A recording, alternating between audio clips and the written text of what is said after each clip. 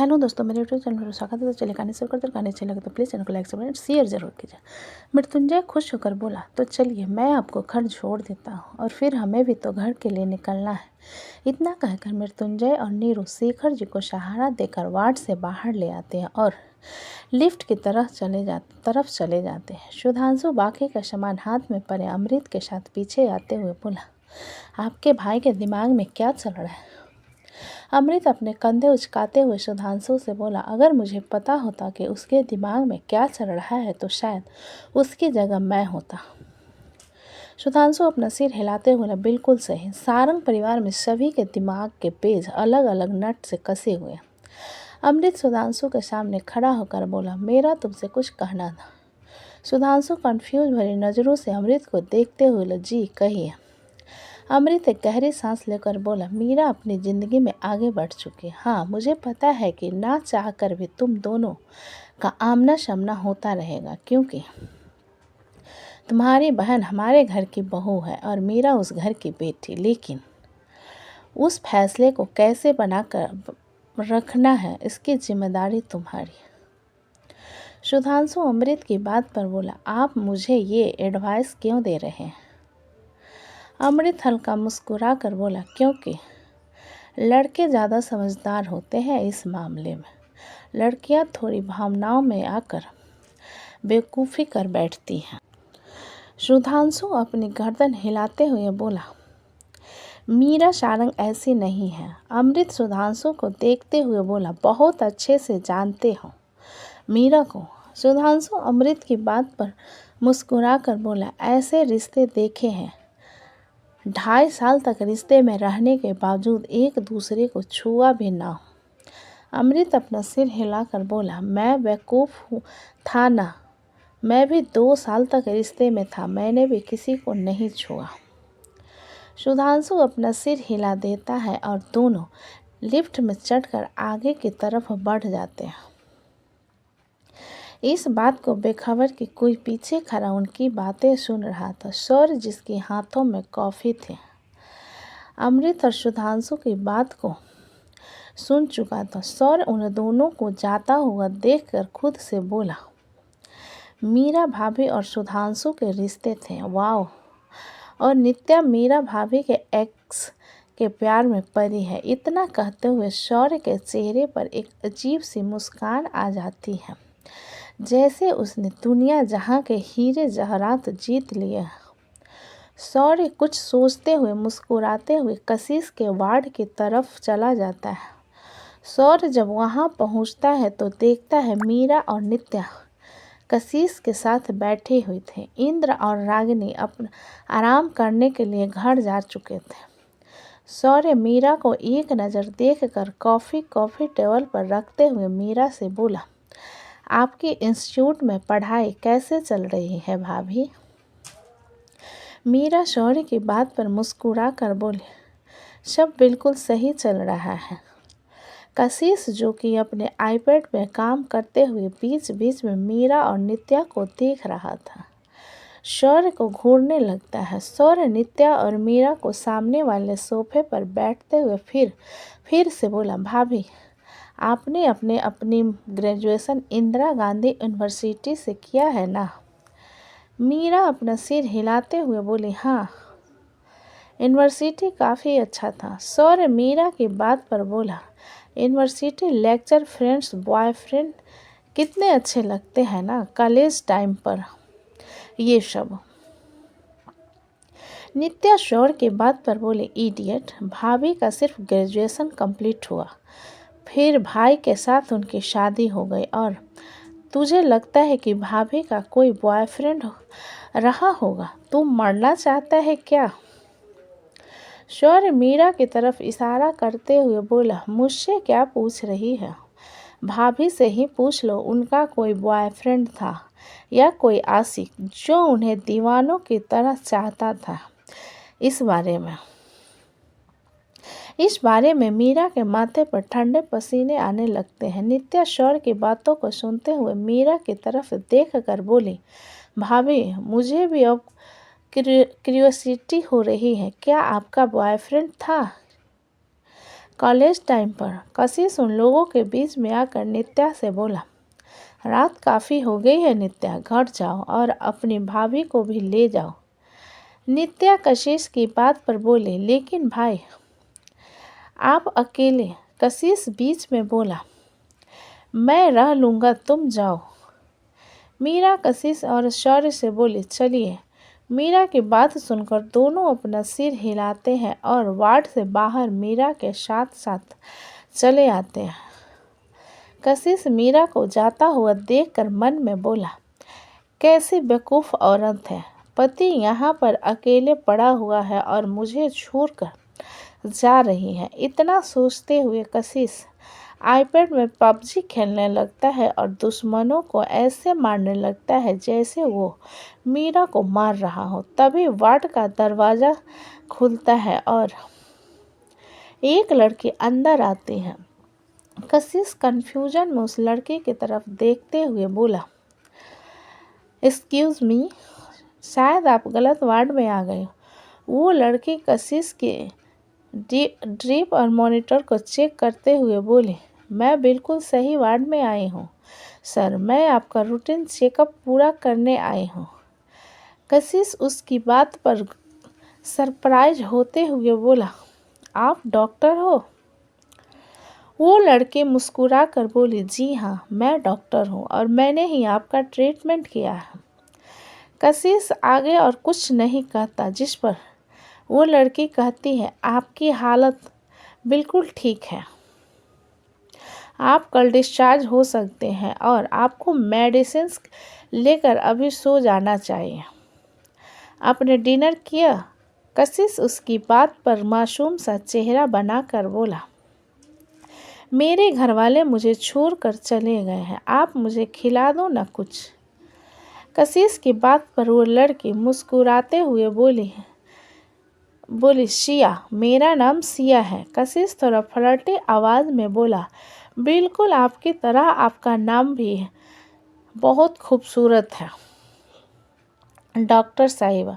सिया मुस्कुराते हुए बोली, आप भी बहुत हैंडसम हो, वैसे आपने अपना नाम नहीं बताया। कशिश सिया की बात पर मुस्कुरा कर बोला, मेरा नाम कशिश मित्तल है।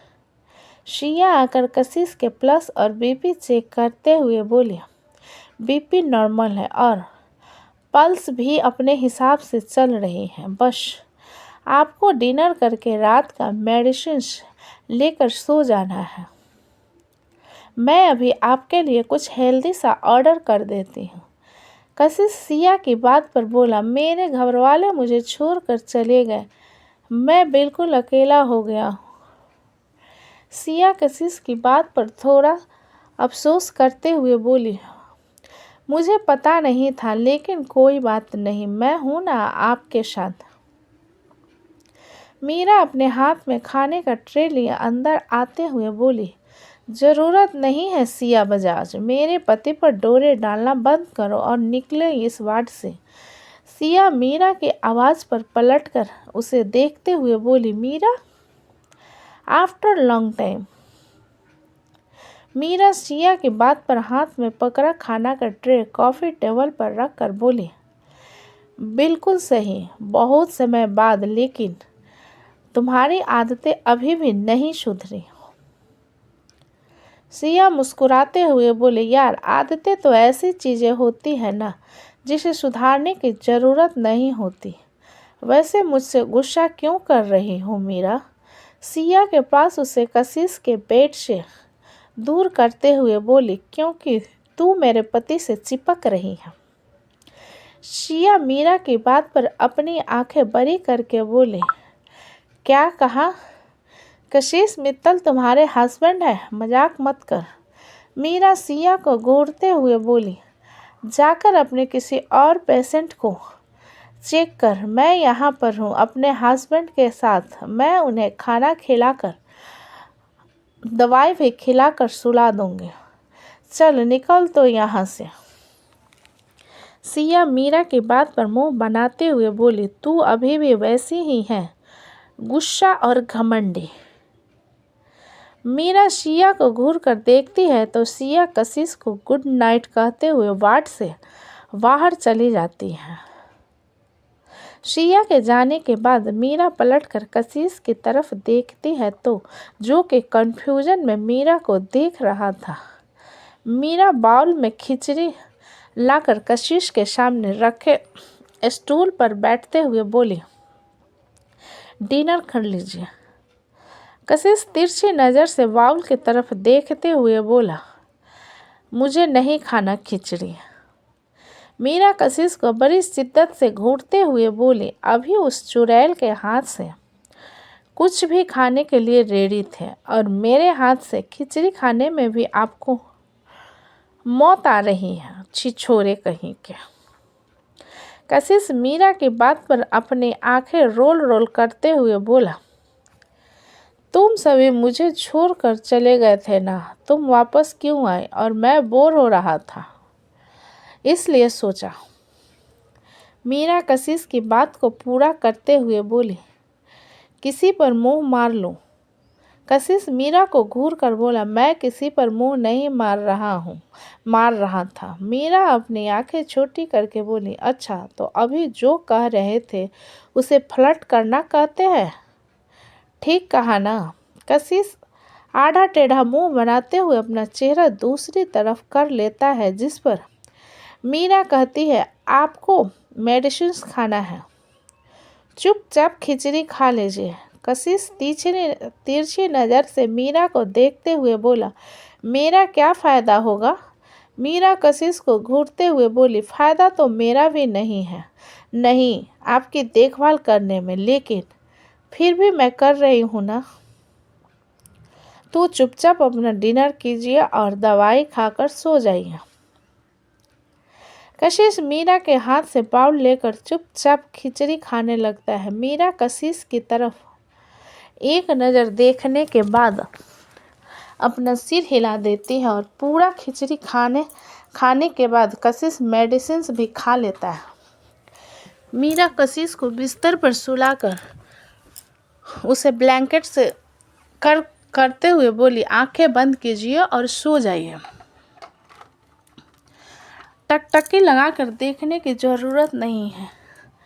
कशिश अपनी आंखें छोटी करके बोला, खुद को अप्सरा मेनका समझती हो क्या?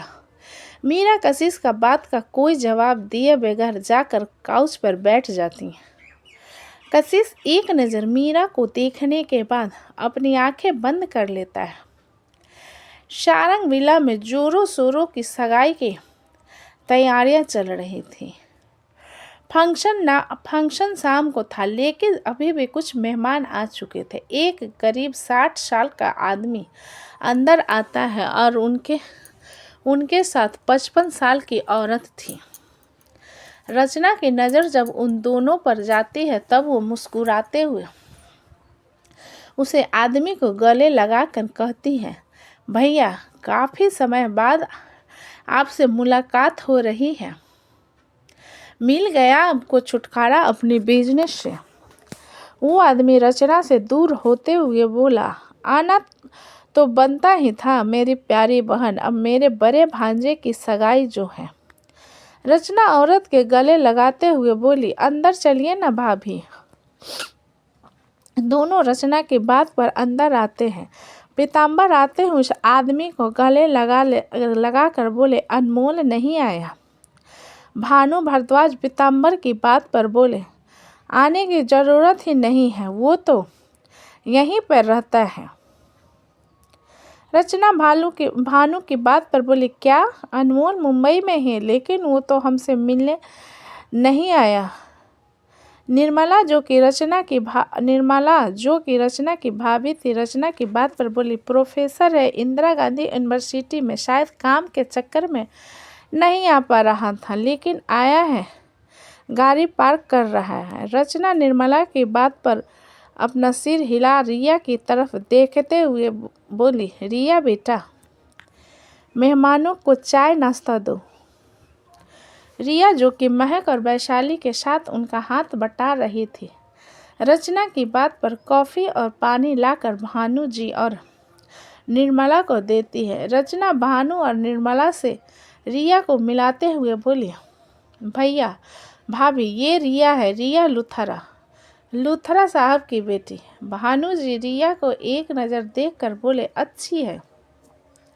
रचना रिया की तरफ देखते हुए बोली, रिया मेरा भतीजा आ रहा है, उसे भी पानी दे देना, मुझे भैया और भाभी से कुछ बात करनी है। रिया रचना की बात पर मुस्कुरा कर बोली, ओके आंटी। इतना कहकर रिया किचन की तरफ चली जाती है। इधर वैशाली भानु जी को देखते हुए महक से धीरे से बोली, अब हमको समझ आया काकी सासू इतनी कड़वी काहे है। उसका भाई तो शकल से है एक नंबर का मैगोम्बो लगता है। महक वैशाली की बात पर बोली, तुम चुप रहो वरना चाची ने सुन लिया ना तो तुम्हें मिस्टर इंडिया कर देगी। वैशाली एटीट्यूड से बोली, अरे हमारा पति है ना तो हमको कहीं नहीं जाने देगा और आपको ज़्यादा परेशान होने की ज़रूरत नहीं है। विप्लव आकर एक रसगुल्ला अपने मुंह में भरते हुए वैशाली से बोला, मोटी कहाँ है। विप्लव की बात पर रिया पीछे से उसके सिर पर मारते हुए बोली, यहाँ पर हूँ। वापी के बच्चे लंगूर कहीं का, आते ही हिप्पोपोटामस की तरह एक रसगुल्ला मुंह में भर लिया, काम काज का नहीं है। विप्लव रिया की बात पर मुंह बनाते हुए बोला, अरे हम लड़के वालों के क्या तरफ से है, हमारी इज्जत करो, तुम तो मुझे मार रही हो। तो दोस्तों कहानी कैसी लगी मुझे कमेंट करके लिखें। अच्छी लगी हो तो प्लीज़ चैनल को लाइक करें, सब्सक्राइब करें एंड ज़्यादा से ज़्यादा शेयर करें। कहानी को पूरा सुनने के लिए धन्यवाद।